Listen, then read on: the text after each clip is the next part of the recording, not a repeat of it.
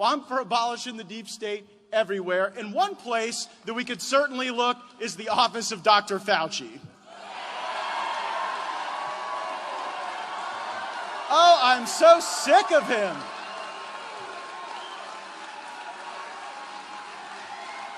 Dr. Fauci is like, remember the magic 8-ball? Like you shake the magic 8-ball, you ask Dr. Fauci, it's like, oh, you don't have to wear a mask. Then you shake it again, and you have to wear a mask. And then you shake it again, and you have to wear 2 masks. And you shake it again, and you have to get vaccinated, but still wear a mask. Now you can get vaccinated and not wear a mask. These people have lost credibility with the American people because they have not been honest, because they have been trying to seize power.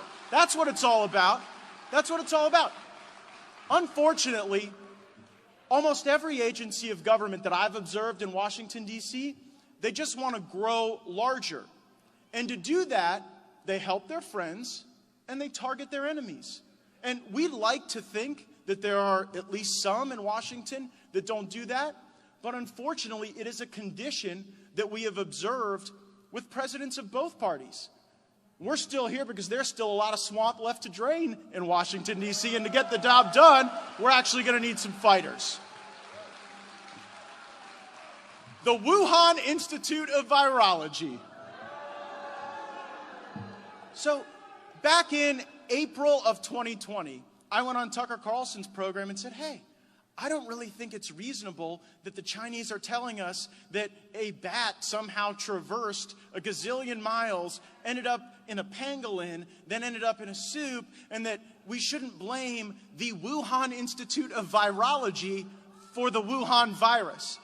And so we told the truth. We laid bare that we had to bring that funding back home, not send it to a place where even our own State Department said in 2018 there were insufficient controls to ensure that there was not a release of something very deadly and very detrimental. Well, I got a call that night. I went on Tucker Carlson. Matt, this is your favorite president. And I was like, Reagan? He did not laugh. But within hours, President Trump canceled funding to the Wuhan Institute of Virology. Oh, and the media, they went crazy. Oh, these are heroes, they told us on CBS's 60 Minutes program. Gaetz and Tucker Carlson and Trump, they've done a terrible thing to stop us from fighting the virus. Well, now that the truth starts to come out, we learn that there was no leaping of this virus through the pangolin, whatever that is.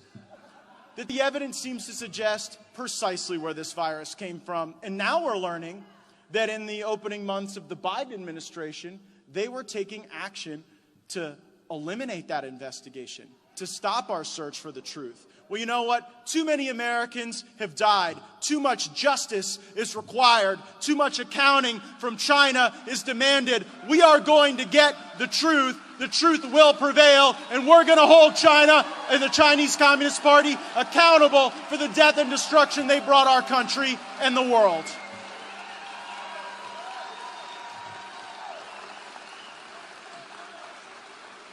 And so in this great country that we love and fight for and serve, why is it that it takes so long to get the right policies in place, to utilize some common sense? The reason is that our government in the swamp of Washington is fundamentally corrupt. Committee assignments are bought and sold. Lobbyists control how much power you have.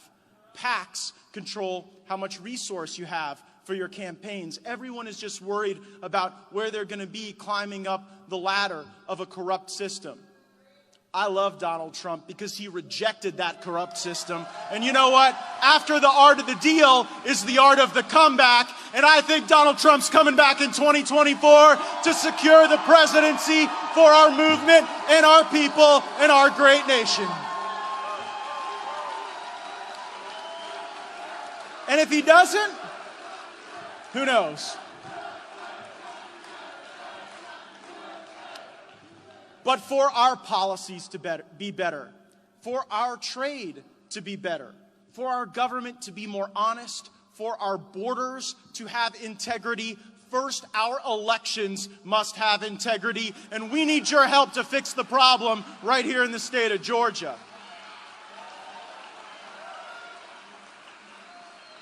What is going on in Fulton County? I mean, this is a red state. You are God-fearing, wonderful Americans, and I think that the 145,000 ballots that we're about to audit and review in Fulton County are going to tell one hell of a story. And you know what?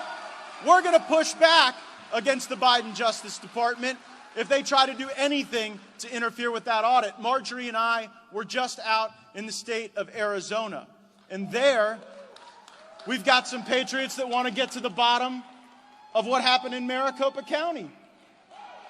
And you know who's shaking in their boots? The Biden Justice Department.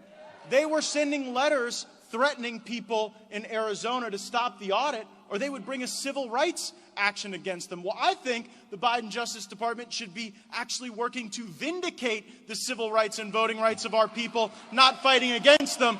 Will you let them know that you will not be intimidated in the state of Georgia?